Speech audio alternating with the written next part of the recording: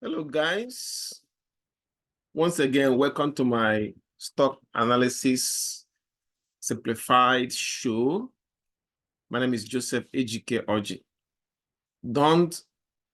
Never forget my goal here. My goal is very simple: to make you rich by showing you the right stock to buy and hold. I always say it: buying and hold strategy is the best strategy for dealing in stock. Stock investing is not a get rich quick thing. You analyze the stock. If it's a good stock, you buy it, you hold it, just like you plant seed and allow the seed to grow. So the stock will grow in value. 5 years after that, it may even double in value, and then you can sell it and make money. That is my goal here, to show you those stocks that has value. So as you watch this, I would like you to, put your ears to the ground, because you're gonna learn useful financial lessons that will make you rich. And that's what everybody want to be. Everybody want to be rich. And like I say, I'm here to show you how to do it with stocks. Now, today, the stock we'll be looking at is the Uber. Everybody knows Uber. Yeah, let me make sure you're seeing this. Yeah, everybody knows Uber. I'll call it a modified cab company, but that is the wrong name for it, because Uber is involved in many other things that generate value. So as a matter of fact, many of you may not know this, but the real name of Uber is Uber Technologies Incorporated. So now going forward, let me say this. The company, their main job is to provide ride-hailing services, food delivery, and freight transportation to their customers. So headquartered in San Francisco, the company Uber has approximately, it operates in approximately 70 countries and has, a large footprint in about 10,500 cities in the world. So anyway, that will give you an idea of how big the company is. My analysis of Uber today, of the stock today, will be based on three things, as usual. The information I got from four different places: balance sheets, income statements, and then cash flow statement, then the company's general information from there. I'm going to use the moving average. So now let us jump right into it. The first step is to get the information we need. And then where do we get it? I will take you to Yahoo Finance, where you can get that information cheap. Free of charge, because I'm trying to save you money. Now, when getting to Yahoo Finance, to this place, we're gonna type Yahoo Finance and then use the trading symbol for Uber to put out their information. Okay, I'm gonna type Uber, and that will put the information. You can see it right here. So I'm gonna click on it. Okay. As of today, Uber is trading at $70. As of this very moment, because this might change in a few minutes. Yeah. Uber is trading at $70.26 per share, and it's positive today.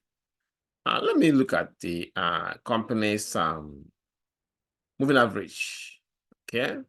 So I'm going to go to the chart and then insert a 200-day moving average, because like I said, I believe you are a long-term investor, not somebody who buy today and sell tomorrow. A long-term investor, you're more articulate. What the market is doing today or next week doesn't bother you, because at the end of the day, after some years, they will average, they even out, and then you make money. Anyway, long story short, I'm gonna put the check from Uber's situation from 2022 to 2024 by inserting a 200-day moving average. 200 days. Okay, save it. Okay. So far, it looks good. Actually, half of the time, the stock is trading below the moving average.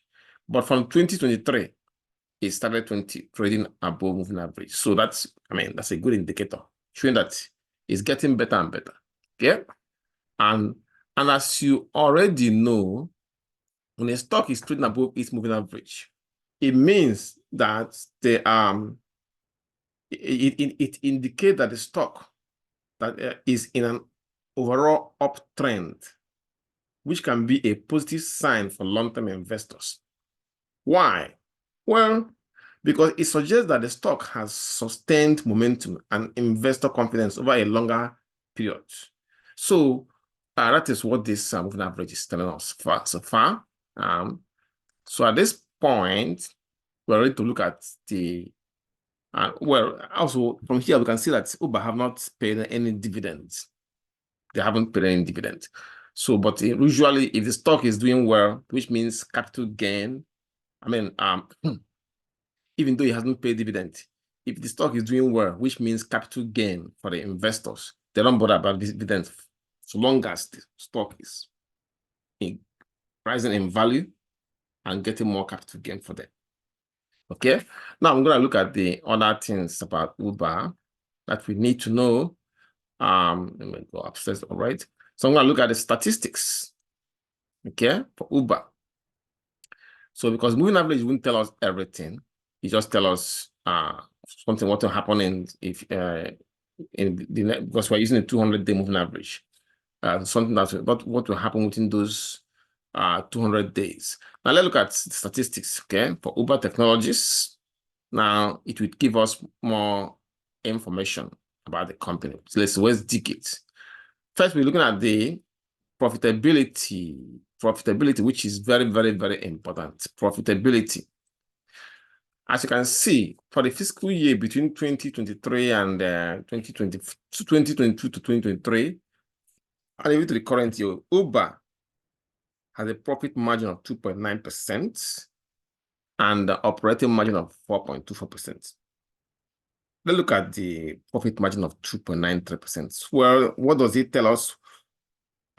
It indicates that Uber is making a profit, even though a small one, as a percentage of its total revenue. But it does show that the company's ability to control costs and generate profit from its sales.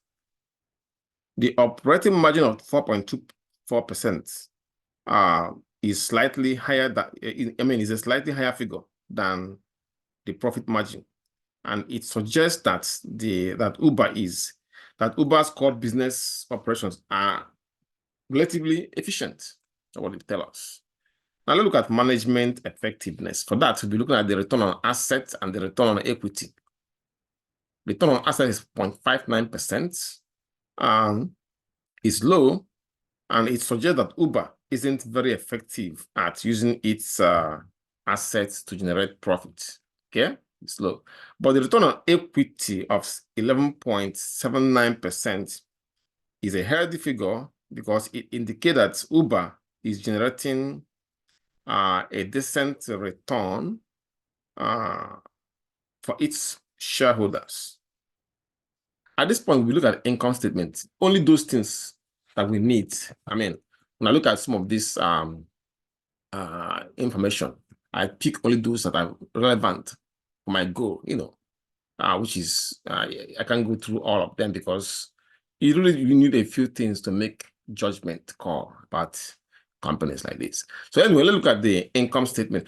According to the income statement, let's look at we'll be looking at the revenue growth.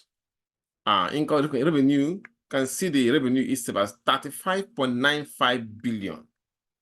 Okay, so which is and then good so far, and that the revenue growth